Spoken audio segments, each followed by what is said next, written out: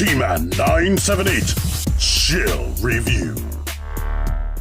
Hello everyone, T-Man 978. Right now I'm about to review Magic Square's Legend Scale MS-B27 Voice Ripple.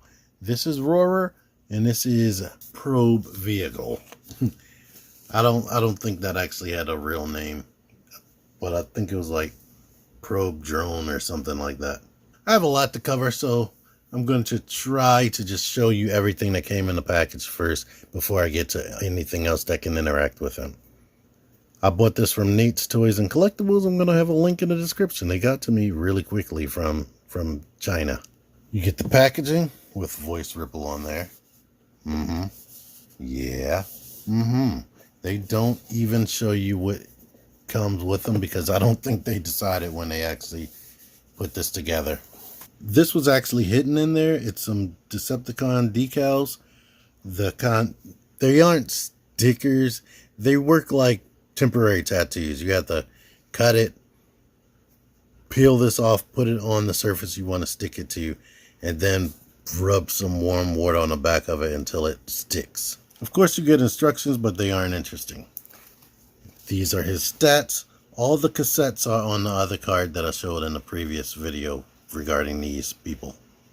The Probe Vehicle was already inside of Soundwave or Voice Ripple. I'm going to be using their real names after this. It looks like this. It is the only one that turns into a real cassette style thing.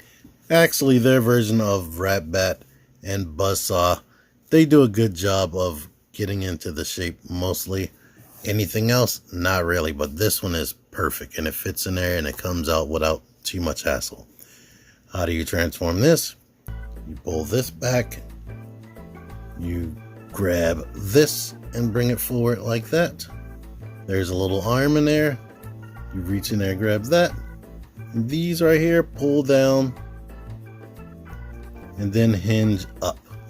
And there are fake wheels sculpted right there and there. And basically, I'm supposed to just go down, and in a cartoon it rolled around and collected a sample of these crystals that made it blow up. So yeah, there you are with them. I want to show the reverse transformation, so let's do this now. Bend that down, bring that up, fold this in this way and shut that. Super easy. I'm doing that because I wanted to definitely show off this compatibility. And he doesn't have light piping, so that bright red glow is from the light reflecting on it. But this button doesn't function. You can open that up, put the guy in there. Come on, you. I said you were easy to go in. Put him in there like that and shut this. And trust me, without this logo on there, his chest looks completely empty. You can push it back further, and like I said, this one comes out. Now, Rumble down here, or Roarer, his body doesn't stay together. You see he's just a bunch of folded up parts. It is difficult and pretty much almost not even worth it to push him in there. I'm just doing it for the video, and you see his arm half transformed fighting me. I'm going to use my trusty spudger, and yay, I shoved him in there. But guess what? And is this close? He is now stuck in there, unless you try to use the spudger and rip him out. But what you have to do is half transform this guy. Lift this up, bring this down, and then you can shove your finger in there to push him out. That is pretty much what you have to do for every figure that's not the Probe Vehicle. Remember how this is set up? Look at how the guns are on here. This is how the legs are supposed to be, but I'm going to show the reverse transformation later. Pop that off. Pop that off. And basically bring the legs, well, actually they are attached to the arm, so separate right there. Bring the leg joint up like this, swing the color part forward, and rotate the foot around. Bend this up like this. I forgot to detach the arm. Swing the color part front and bring the foot around. Unhinge the back. Bring the arms down and rotate the hand forward. Bring the arm down and rotate the hand forward. These things are so tiny, I apologize in advance if my fingers are in the way, because I have no choice really, unless I figure out a way to make my skin transparent. But basically, here you are with the robot mode. The guns. I don't know how this happened, but the little barrel of the gun slid out. If that happens, it needs to go back in, and this little nub right there needs to rotate this way so it can go through that slit. Getting this started can be difficult because it's super tiny, but get that started and pull it the rest of the way. Same thing on the other one. Get it started, pull it the rest of the way. Now it's up to you for where you want to put it. I'm going to put this one on his back. He has little holes on his back, so I'm putting it right there with the wing outward, and I'm going to put this one in his hand. The hands do not rotate, but the head is on a ball joint, and that's specifically there so I can look up. It can rotate, but it is very tiny and difficult. Now, Frenzy felt like it was a little bit tight, felt like I was going to break it. The shoulders hinge up and down, just like G1. It's on a ball joint, so it can rotate and go out, so you get a ton of shoulder articulation. And then the elbows are on a ball joint that bends slightly more than 90 degrees and rotate. Waist rotation, there's a hinge right there, so for transformation, so you get a reverse ab crunch, but it breaks everything, so it's not really a reverse ab crunch. The hips are on a ball joint, which kick 90 degrees, and they kick even further backward. They don't go out all that far, and you get a little bit of play on that, but you don't really need it because you get knee swivel right here on the ball joint, and that bends slightly. I'm gonna just say 90 degrees. And then there's a ball joint on the ankle, which rotates 360, and you get ankle pivot, and it goes down and a little bit forward. You probably saw these pile driver options back here. Make sure that you have this little divot right here. Bring that down a bit. Do that for both of them. Why do you need that divot? Because you need to put the arms in this kind of orientation right there, and that little peg that goes into his leg, and the cassette mode is right there, so we need to leave room for it to go past this. And it is a tight fit so that it will make sure that it stays on. Because these things are tiny and I have grown man hands, it is difficult to get that in there.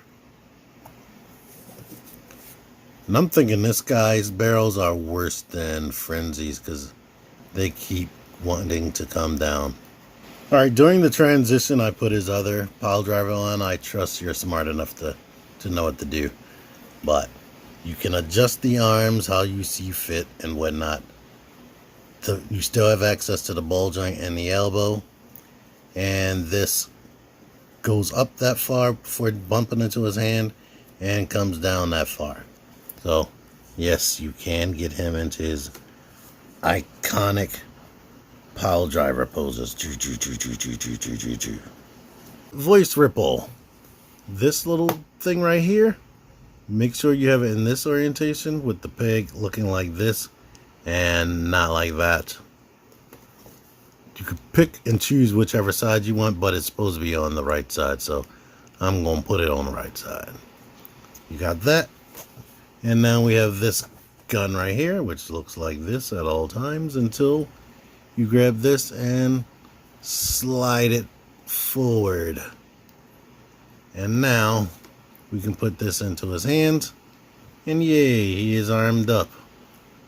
You only get about 90 degrees of bend, slightly more than 90, as we see right here, with this gun in his hand. His elbow actually bends in two locations. You have that hidden joint down here, and another joint right there for the double joint. I'm going to try to bend it on the bottom first. Yeah, it's still the same amount. But they gave him the double jointed elbow specifically so that he can reach his little button. And you see these hands? What's unfortunate about these hands, they only sculpted in 3 fingers. I think these two, this is supposed to be 2 fingers, but it doesn't look like that. The other hand options that he has have them actually sculpted in. So here is his button pushing finger right there, and you can see that they have 4 fingers and a thumb. But depending on how you have the arm, you can rotate that until it's pushing his own button. They actually gave him 2 of the button pointing hands. I guess you don't just have to worry about that, because he used to also push these buttons down here sometimes to record people. Yes, that looks crazy. And they gave him 2 pointy hands, so he can eject his cassettes and tell them to go over there. And here's a close-up on this. Like, you can see how hollow that looks. So I would suggest putting like a film of something behind there, light blue film of some type. Why the handle can maneuver is so that you can actually do this, but if you pull it up too far, it'll just pop off. The head is on the long ball joint back here, so he can look completely up, and it's for transformation. But I love when figures can do that. You don't get a lot of wiggle because that stem is too long.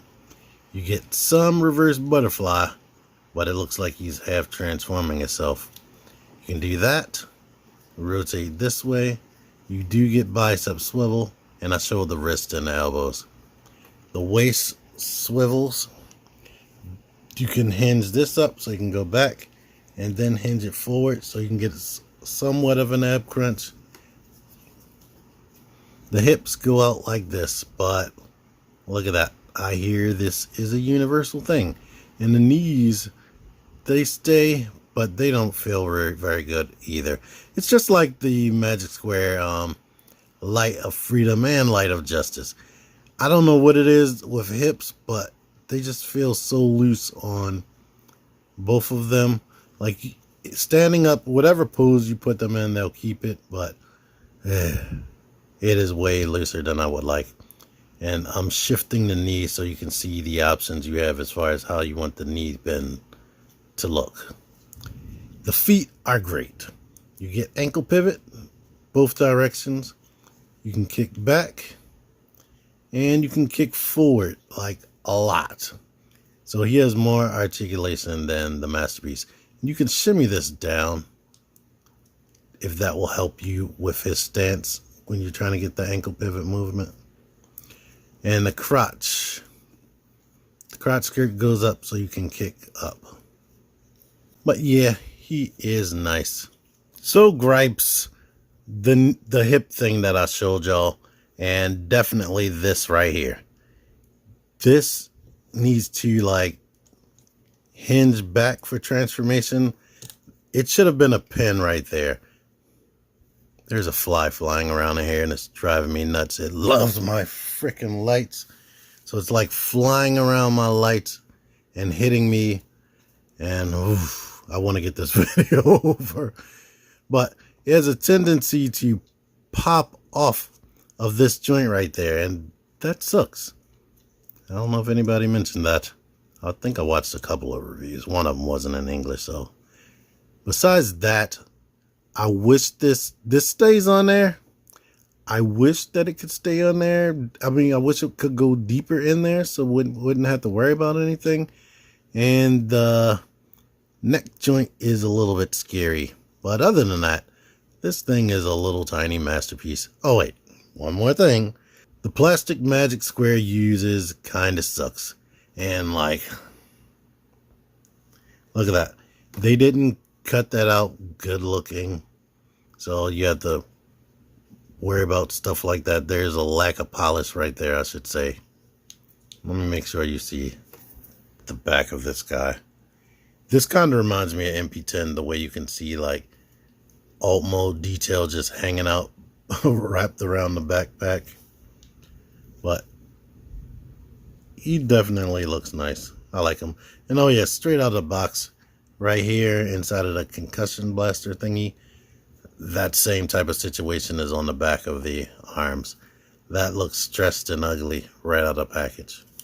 With all that junk out of the way, I'm going to show you that the buzzsaw robot can fit in there. Pretty much, you can't get two of these in there at once. But buzzsaw fits in there. It doesn't like coming out, but I could get it out as you just saw. And this rat bat definitely is a tight squeeze. I didn't want to do this because Ravage looks the least like a cassette. But just for completion's sake, yeah, it's in there. The only thing looks like a cassette now that I'm looking at it is those two little round circle things. Let's push this so you can get flush up there. So here you are with that.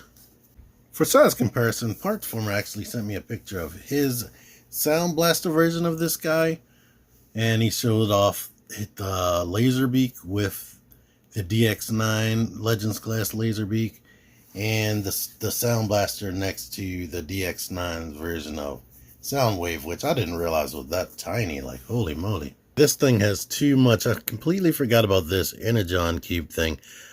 It does not attach to the chest. There is nothing in the instructions on this. You would think it would attach to that. I mean, it can fit inside of here, but loosely.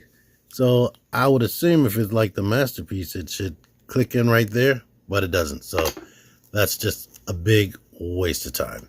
And what came with the cassette pack is the little gun right here. This little sonic weapon that he used on like 1 or 2 episodes. And the Masterpiece figure comes with it. There you are. Pull the hand off, plug this one in. Here's my Hot Soldier Soundwave. Yeah. Hot Soldier Soundwave is pretty much G1 Soundwave, just bulkier with a few more pieces of articulation.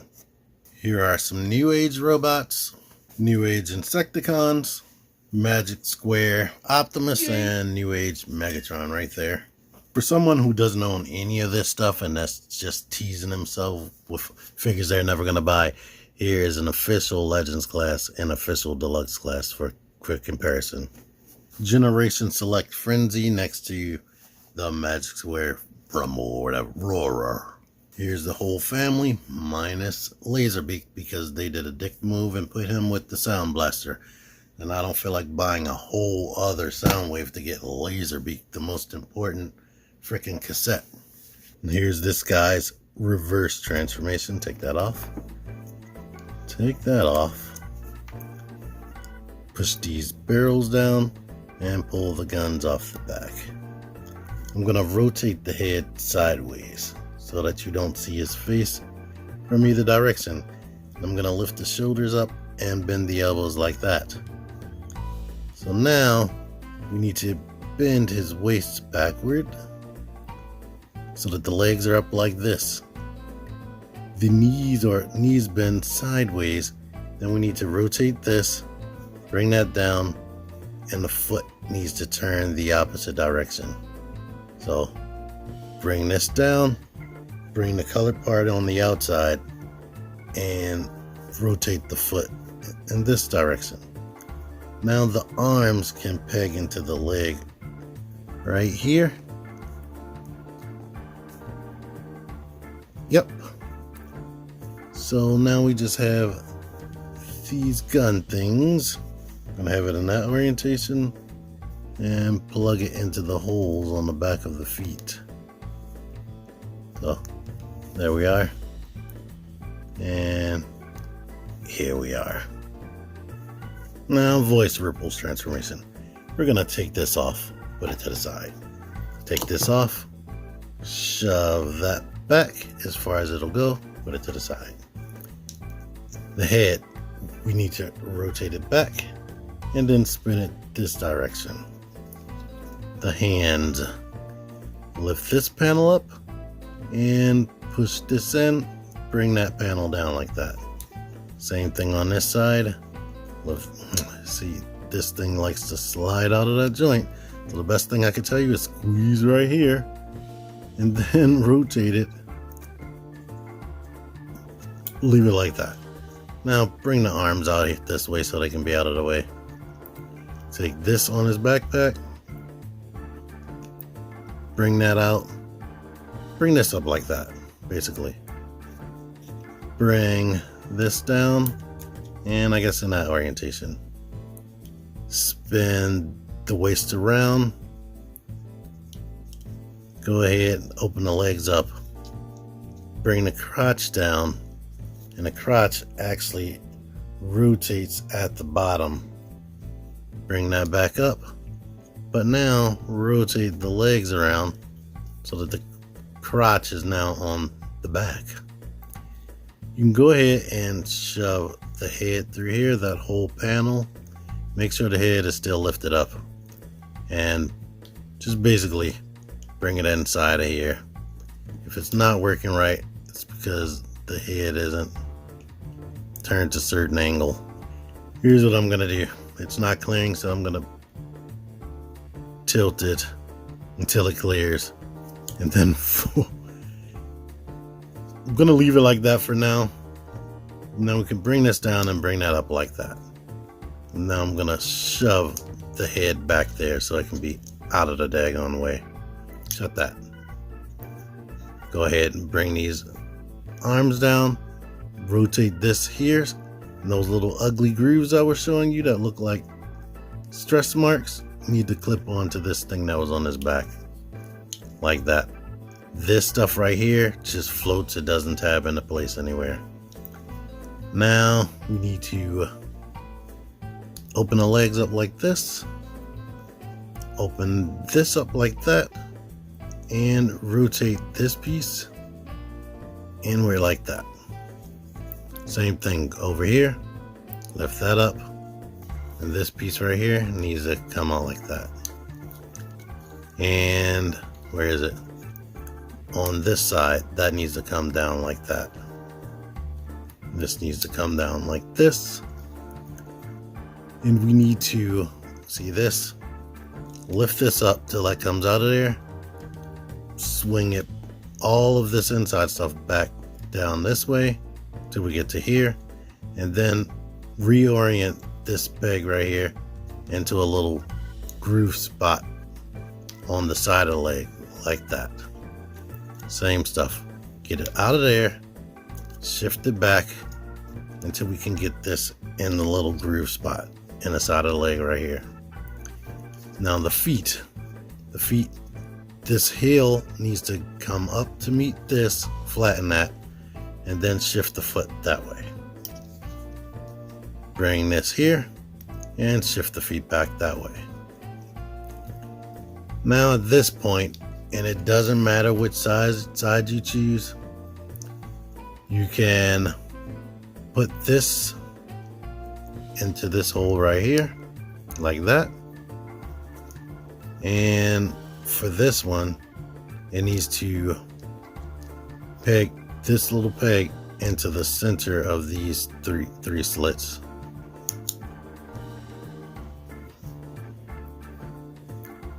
Now we can bring this down, rotate the legs just like you do on Soundwave.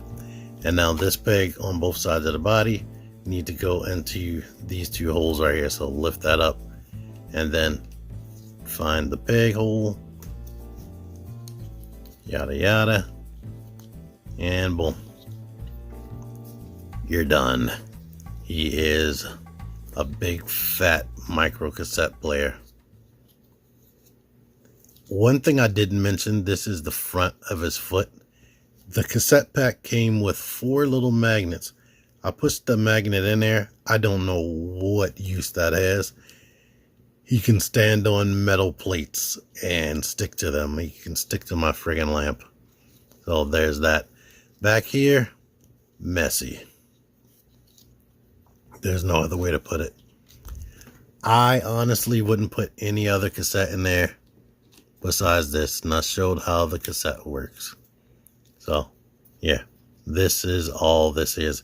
You do have the fake music dials in there, the on-off switch and the station, volume, and all that type of junk. I don't know which is which, and I think that's supposed to be the headphone jack.